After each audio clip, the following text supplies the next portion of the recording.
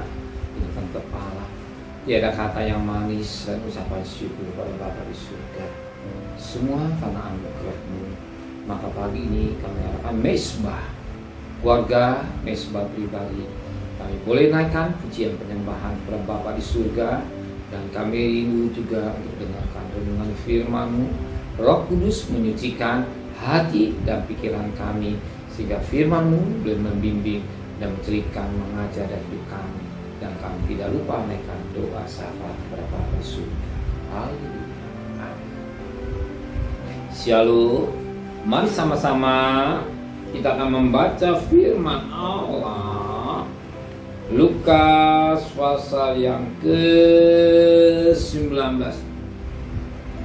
Lukas pasal 19 ayat 45 sampai ayat 48. Lukas pasal 19 ayat 45 sampai 48. Yesus menyucikan bait Allah. Lalu Yesus masuk ke bait Allah dan mulailah Yesus mengusir semua pedagang di situ.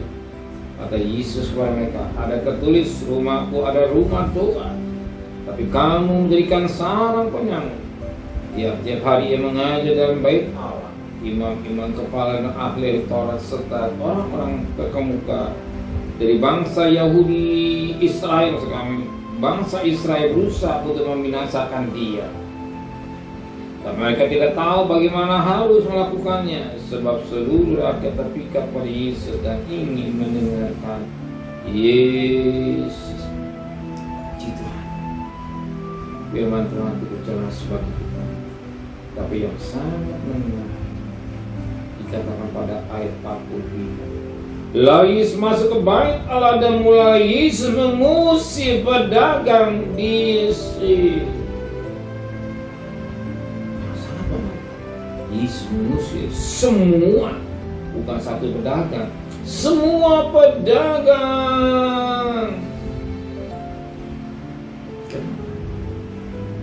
Kalau Yesus sampai mengusir, bukan seorang sebenarnya. Itu baru Yesus katakan, pedagang pasti ingin cari untung. Pedagang pada prinsipnya ingin mencari untung. Sesuatu yang tidak untung, pedagang nggak akan mau. Selalu pedagang harus untung. Sesuatu yang merugikan jangan mau. Demikian hidup kita. Tuhan begitu tangis, mengapa Tuhan musuh? Sebab ayat jawabnya ayat 46.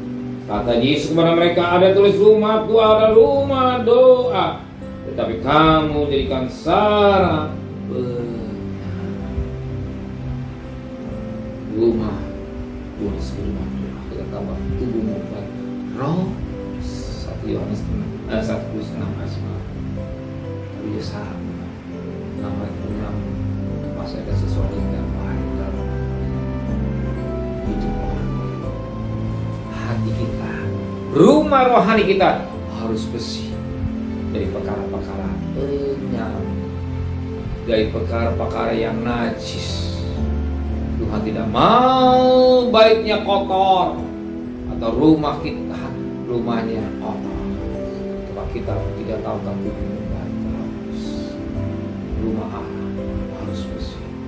Hidup saudara harus bersih, hidup saya harus bersih dari perkara-perkara yang penyambut, perkara-perkara yang tidak baik.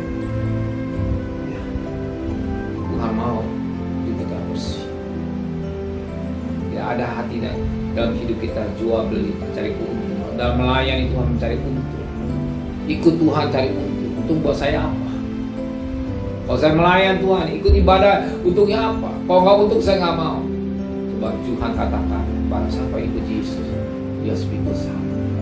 Nggak ada untungnya. Siap menderita, pikul sama.